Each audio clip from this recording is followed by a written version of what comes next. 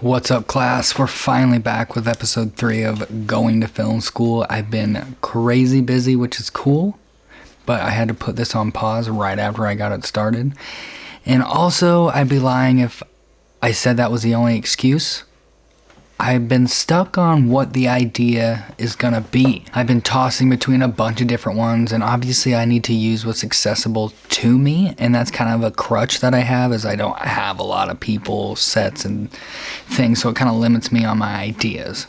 I think I finally settled on one, so let's get into it. The reason this one was so tough is because it's to illustrate the passage of time. Originally, I wanted to take, and I still want to do the idea at some point, but I just really want to do it well. I was going to take my wife and try to hire a VFX lady to do our makeup to make us look old, like we're growing older, and I was going to just do a pan in, pan out, pan in, pan out.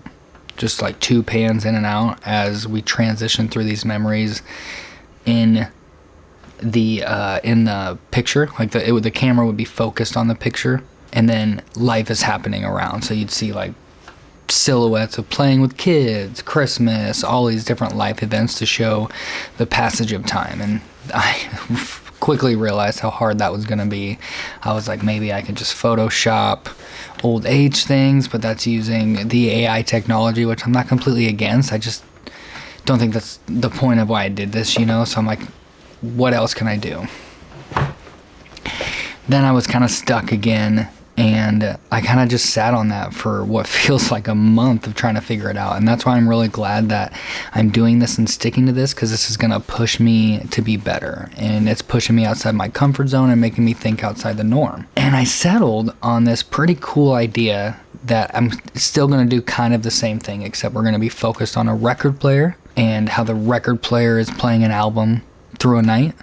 And I've been having a lot of fun doing these horror short films, so I wanted to still keep it in that genre, and that just is like easiest for me to use the tools at my disposal. So we're gonna do what is like a one shot essentially, but spliced together to look like a one shot. The camera's never gonna move, but the lighting will change and adapt from night to day to night, because I need to show the passage of time.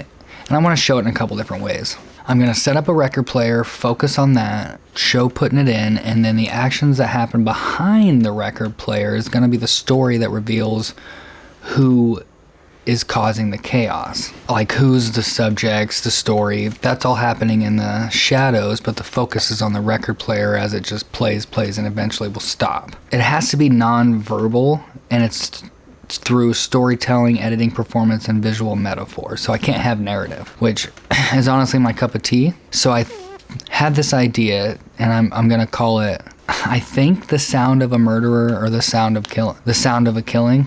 I don't know. I have a couple different names. I also have one that's called The Record Keeps Spinning, but it's a little cheesy. We'll see what we end up with by the time we post this.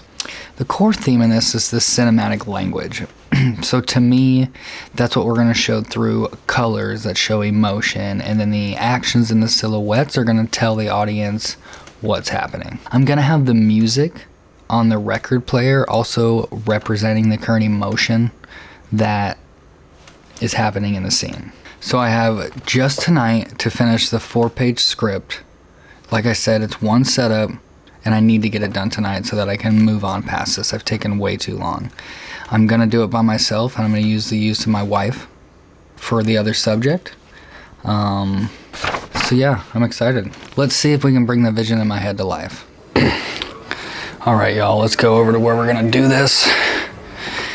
It's just in my living room, right here, in this space.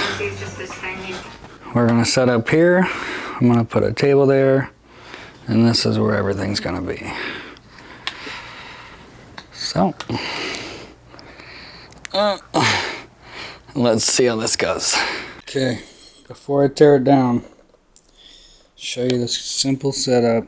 I had my Blackmagic Pixis 6K paired with a 65mm anamorphic, so that it had a pretty good compression, but was still wide enough that we could see the background, and it also just created that nice, beautiful bokeh that I love in the background. It just, so the attention wasn't on the actors, the attention is on the record player. I added a key above, which was the Storm 80C with the 45-degree dome, because it honestly was like the perfect dome size to fill the record player. And I just wanted the light to spill on that and kind of spill over everything else. I put up 2 negative fills on each side just to block out any possible sunlight and extra spill exiting or entering the frame.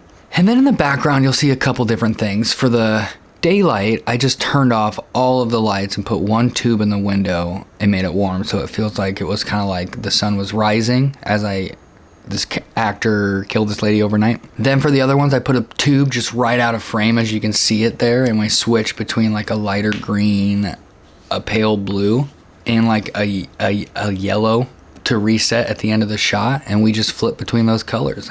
I didn't even use one of my aperture bulbs in the practical. I just kept it, and honestly, it didn't look bad. I wish I would have switched it, because it definitely would have had better control if I would have, but we just rolled with this one just to get it done.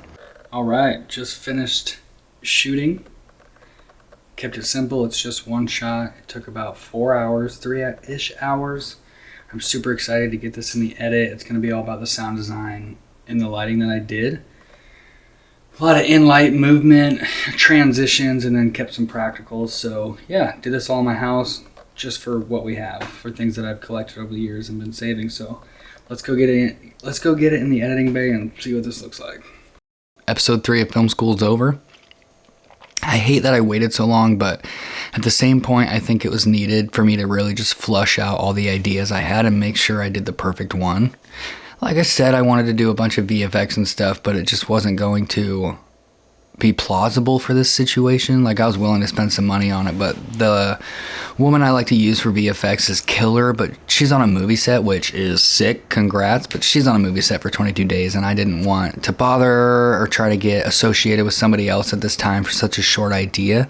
So I'm going to keep the other idea I had for just another general short film one day. For this one, I kept it horror, and I really love what I did. At first, I was going to shoot against a monochromatic wall because I thought that was going to be the best way to show off silhouettes. And I didn't even end up really showing off silhouettes with when I flipped, but I didn't like how it looked. Everything just looked so flat. The record player looked cool, but overall the image was just dull.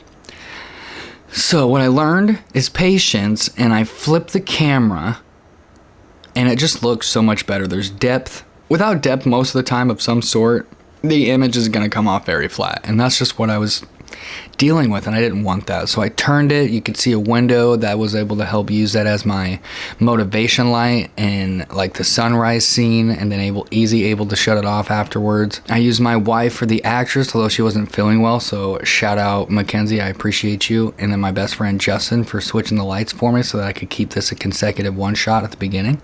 Like I said, I really like how this turned out. I think the lessons that I learned for this one particular is showing the passage of time isn't easy without words. Showing it in your image, you know, you really got to see, like, it's now daylight, it's now nighttime, what are we doing, how are we showing that time has passed in whatever this video is. And that was the hardest thing for me to overcome and like visually figure out so that it came off that way to you guys.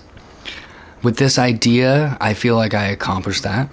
I had a lot of fun setting everything up. It was pretty simple. I had in frame here look good, and I accomplished what I was going for. So yeah, that's the end of Film School episode 3. Up next is 4. So if you like what I'm doing, comment, subscribe. If you want the PDF or the breakdown of all my film school ideas and shorts that I need to do for yourself so you can do them, comment and let me know. I'll send them to you. I think that would be so cool. Thanks, guys.